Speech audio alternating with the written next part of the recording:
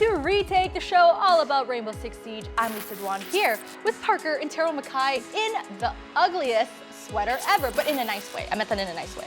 Wow. It's a really nice, ugly sweater. I really wasn't expecting that kind of intro, if I'm being honest with you. I just gotta put a spotlight on you. You're like killing it in the fashion game recently, you know? Like. So is it an ugly sweater or am I killing it in the fashion game? It's a bit of both, but you know what? I'd like some consistency here, maybe. Please. It's a little confusing. Some shows, hostile, this one. Very, very cordial. I hope the events of tonight have proved to you that I am, as the saying goes, a fairly fly individual. We have an exciting show today, though. That's right. Other than this wonderful banter. And I'm not going to have to take all the abuse because thankfully we've got some breaks. But it's a big show for the fans of Latin America because the LATAM Major just wrapped up. So we're going to look at the best plays from that. And we're even going to bring on Ace of Pyrite. He's one of the English language broadcasters from Latin America. We're going to talk to him about the region and his journey through the casting world. That's so hype. We're not just going to show love to the LATAM region, though. We're going to show some love as well to the EU and US challenger scene. They got a lot of views in the past week, so we're going to talk all about that. But we have something else to get to first. It also involves EU, but not the region. Yeah. We're bidding farewell to eUnited. They announced that they're going to be leaving the US division, so why don't we go back and look at their humble beginnings in this week's archives.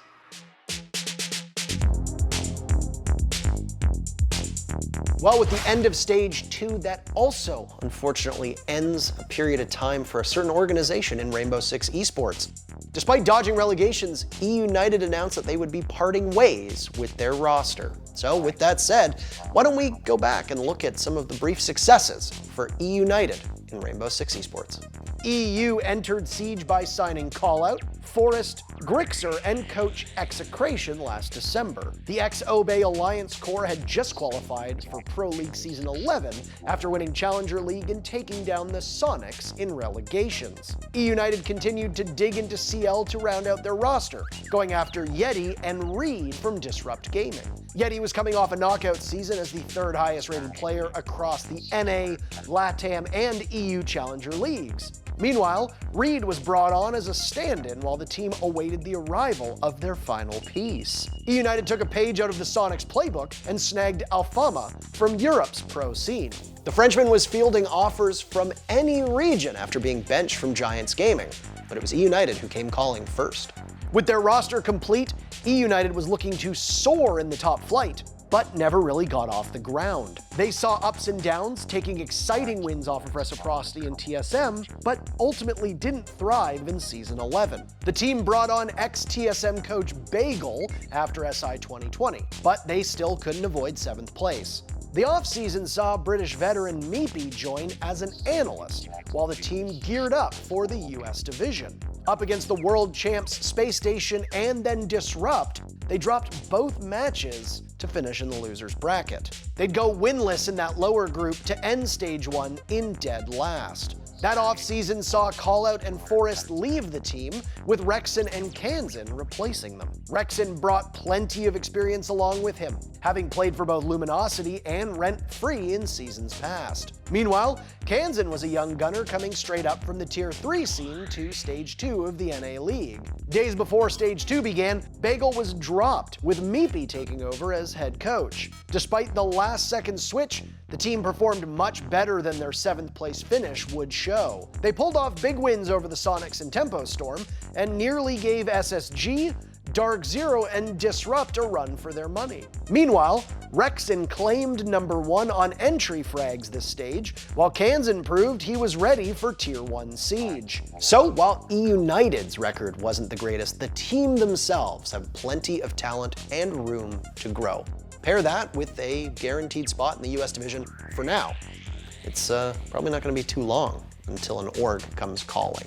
With that said, ex-eUnited gang, it's been a pleasure seeing you succeed so far, and we're excited to see what happens to you next. Good luck.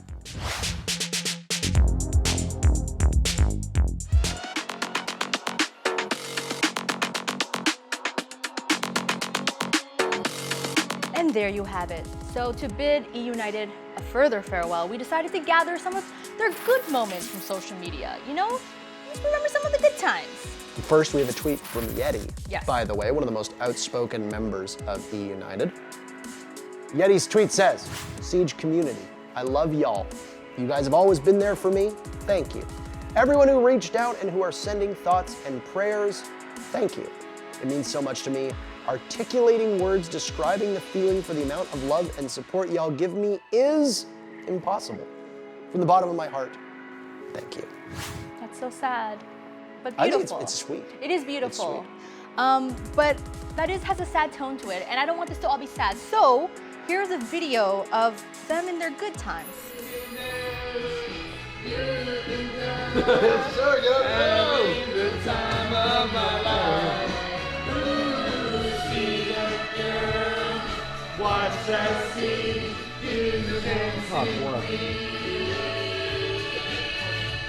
God bless. What a Get banger. after it all. Hell What a yeah. banger.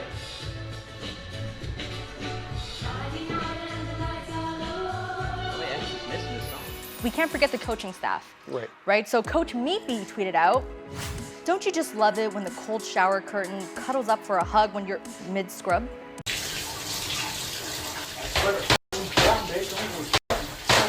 Wait, how did that one get in there? That wasn't supposed to make the It's cut. a very, very, very good question. Was that intentional?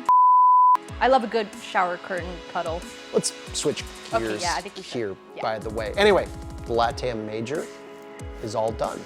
So who better to talk about it than none other than Ace of Pyrite? Ace, the caster, not the operator. Of course. He put his voice to the action, so let's bring him up for our interview.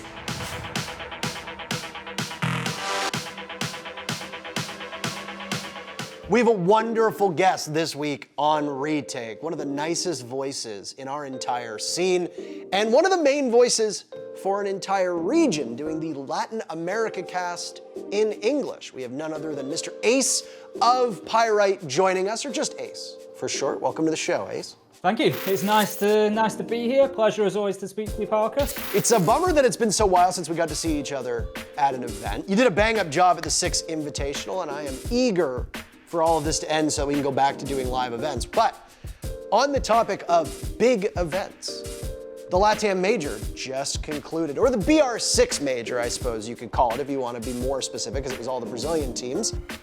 And you got to once again put a voice to it. From the first major to the second major that you've done now, what was the big difference out of everything? The casting, the production, the teams, what is your biggest takeaway from that? I think it's been the relationship between Jackie and I. We got together fresh at the beginning of LATAM, stage one, never cast together before. Jackie was new coming into Siege, and he's done a fantastic job of bringing himself along, but the synergy between him and me and the sort of fun that we have and the bit of jokes that we've built in has just got smoother and smoother. So yeah, between Major 1 and Major 2 particularly, I think we've done a lot of work on that. Production have played into it as well, and I think the whole thing just had a lot more polish the second time around. Now, I know that we don't have any international competitions on the horizon right now, and frankly, nobody knows what's going to happen with the Six Invitational, but as somebody who still keeps pretty immersed with the other regions, but is now one of two of the experts on Latin America, try to set your bias aside for a second here and give us the honest take. How much of a chance do Brazilian teams have at an international competition right now? A big chance. Genuinely. I mean, it's no surprise if you've seen my Twitter, you know that I've fallen in love with the LATAM region, and you're right, I really do love those guys and watching them. But honestly, those top three teams, particularly right now, Team 1, NIP, Liquid, they could beat anybody on the day. And the interesting thing, always the interesting thing when the LATAM teams come together with the other regions is the way that they do things differently and how quickly can people adapt to that, and just how do those different styles mesh, and the sort of aggression that we see coming out of LATAM, which I can honestly say has been a little bit more tempered this time around. We've seen teams like MIBR, which MIBR are the most aggressive team, or were the most aggressive team inside of LATAM, but Cameraman, he just helped to simmer that down a little bit, and they're really starting to realise that yes, that strategy has to be there as well. And honestly, at the minute, I would love to see that international competition, because I really think there could be a few surprises in store. What is it about Liquid and NiP? Because those are the two big teams, obviously. What it is about them that you think would really help them stack up against international scenes? And more importantly, what do you think it is with those two teams that sets them apart in Brazil over teams like MIBR, like FaZe, like Team One? I think largely, honestly, it comes down to the mechanical skill. It comes down to the mechanical skill, and I think the attention to detail.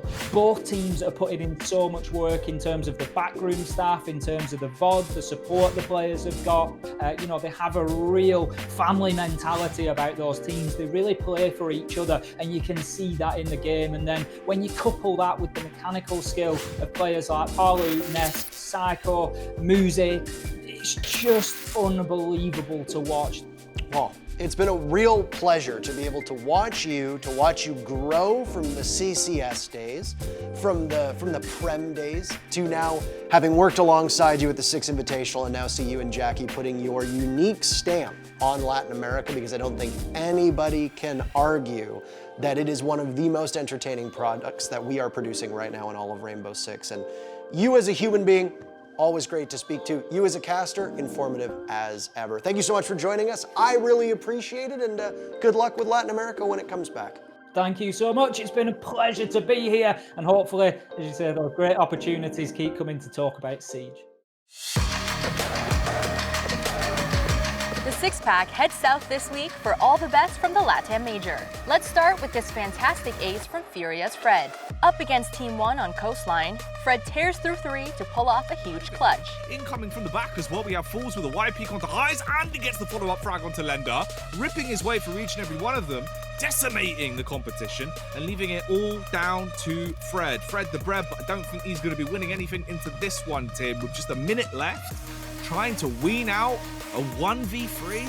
They'd have to throw everything away and give him 1v1s over and over again for this round to be clutched out. There's the first though, as they will peek onto him. Raps from behind the bar has been shattered. No. Follow-up frag found as well on the reduct as he rips that man's face wide open. The 1v1 against the Ying that's so low, now it's becoming incredibly likely that he could win this. The bait play from Philippox, hoping he'll cause him to push in. He does have time to commit to this, but if he needs to come off it, that's doable as well. Brilliant play so far from Fred, just wasting time on the plant. This is smart stuff. Switches back to the SMG, charges out, peeks up with Big Papa Pump, and the shotty will end it. It's an ace for Fred the Bread. If you're falls from Team One, this is one round you want back.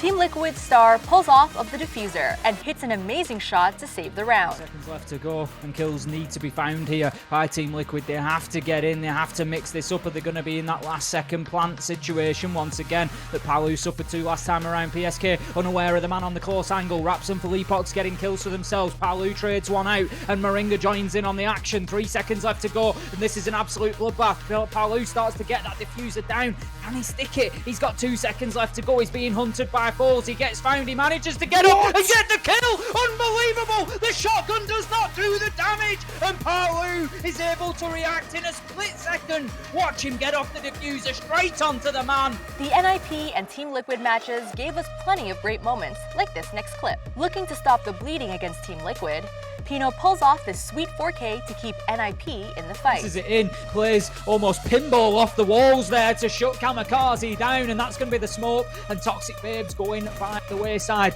Pino, however, fights back with a fantastic headshot onto Palu, and these two are just starting to get into a real brawl here. They are just trading blows backwards and forwards, but it always seems to be Team Liquid that managed to deliver the knockout blow, and right now, with trades raining in, they get themselves on top once again. Nest pushing down the rear stage stairs, headshot onto Julio. 3 versus 2, 15 seconds left to go. We can see the E1D scan comes out and just locks NIP in place, but it doesn't matter as they manage to get the kills. 1v1, we come down to it once again. PSK moves around. He's not quite prepared for the fight, and Pino takes the advantage and punishes PSK, putting him down into an early grave and managing to get a first round on the board for NIP. This next round was absolute chaos, late in the grand final between Liquid and Team One. In a 1v1 with Philippox, Moringa hits the perfect pre-fire with the pump action. Like that, it's going to leave you scratching your head. And we're in a 4-on-4 with 50 seconds left. Team 1 make their play. Smoke's going in, but there's another smoke return favor, and that one's a whole lot more lethal. Issue is, Tim, they're dying. We're down to a 3v3. 35 seconds left. Philippox commits to the diffuser, gets it down, but there's frags occurring all over the gap. As we're left into a one-on-one, it all comes down to this. Philippox, 16 in the clip and 1 in the hole. Philippox about to make some bodies turn cold if he can hit this follow-up shot. Moringa rotates up the stairs, peeking in with Big Papa Pump. He's got the shotgun with an attitude, and he wants to send him to sleep. Tim switches to the SMG. Smoke canister goes in, blocks off the choke point. Brilliant play, but he's still got to hit the shot if he wants to defuse this one. Peeks in behind, can't quite see him. Charges forward as the nades drops. He drops him. The Maverick's gone. Massacred in an instant. The 6 rounds been achieved for Liquid. As the disable comes in, they're 1 round away from winning the major. This next clutch comes from the Mexican League Finals of the LATAM Major. Facing a 3v5 on Vila, Estral desperately pushes on site, with Toski coming up big in the clutch. But Reaper's already moved up. We could see some smoke criminal activity, though, as he has an opportunity to push through. No one really holding that ankle either. Some smoke's pushing through now, but Fungi takes down Reaper, so that's going to be the Alda off the board as they begin to pressure onto site. There's such a claustrophobic push right now here for Estral. They're going to try to expand it out a bit and working their way over. Sigmas just denies that Nitro cell entirely. Can he deny the defensive attempt here, though? Yes, he can take down Morph. Still 2 more players to find, and only 8 seconds to do it. They picked up that one in. Toski gets the final frag on Raven as well. What a turnaround from Estral as they clutch out the 3v5. I didn't see that one coming from a mile away, Toski. Our final play of the week is one of the best clutches from the LATAM Major. Trapped in a 1v4, Philippox makes magic happen on Consulate. Monitored by Julio. 8 seconds left. They have to push in now. There's trades coming out as Psycho's knocked onto his backside. Sideswipe from Philippox. He'll unload with the gunfire. Out goes the Nitro, but will he detonate it? Won't need to as he peeks in. It's all on one man. Philippox in a 2v1, looking for the feet, trying to make it cheaper for them to buy shoes. And it all comes down to this, Tim. He's clutching it with a pistol. No! Takes the peek. Gets the headshot. He's done it. He doesn't even realize they're all dead. He doesn't know he's down. All he's got to do is find Psycho, jump on the diffuser, and they get the 4. That's all for LATAM. Stay tuned for even more fantastic plays as Major season continues.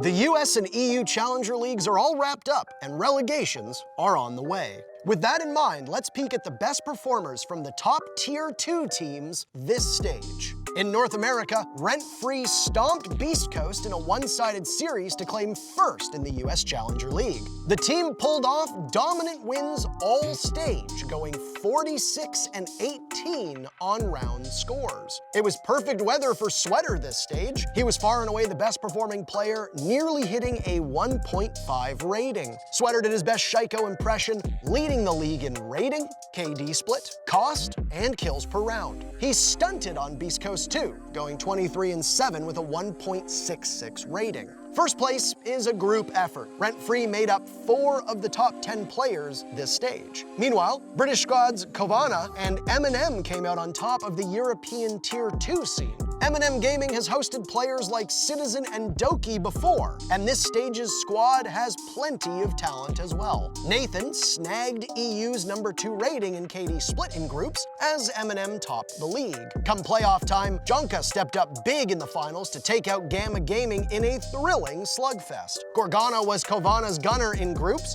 3rd behind Nathan in rating in KD, but 2nd in clutches. Sloth stepped up his game to join Gorgana as the number 1 and number 2 players respectively against Penta. His number 1 rating and KPR in the playoffs helped Kovana upset both Windstrike and Penta. With the Tier 2 talent bubbling this year, Rogue and Tempo Storm had better watch out. Let's see if Rent Free, M&M, and Kovana can impress in relegations later this year.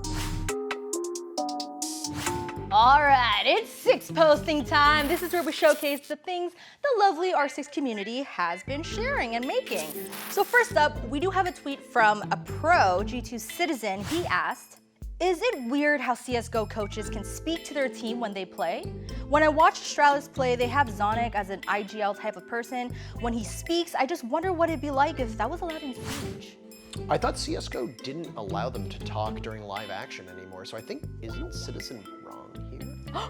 Are you fact-checking Citizen? Well, right no, now? I'm actually asking because I was under the impression that CSGO only allows coaches to talk during breaks. I didn't think that they were allowed to talk to them all the time. I can't say 100% sure, but I think there were some events where coaches were allowed at one point. I know it wasn't way back in the day. Yeah. I will say it's a pretty heated topic in Rainbow Six.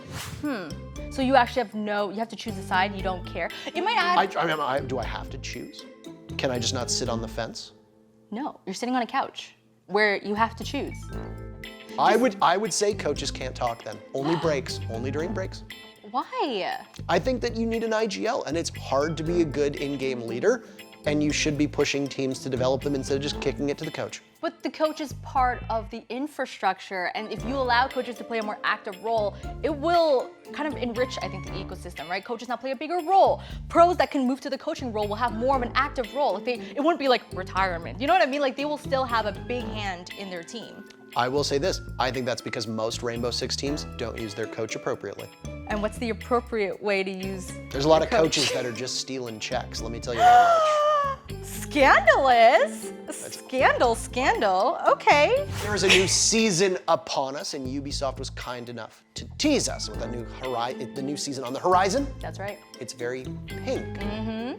Operation Neon Dawn is what it's called. The operator's name is Aruni, which means dawn in Thai. Funny how it goes with Operation Neon Dawn. Brilliant. I know.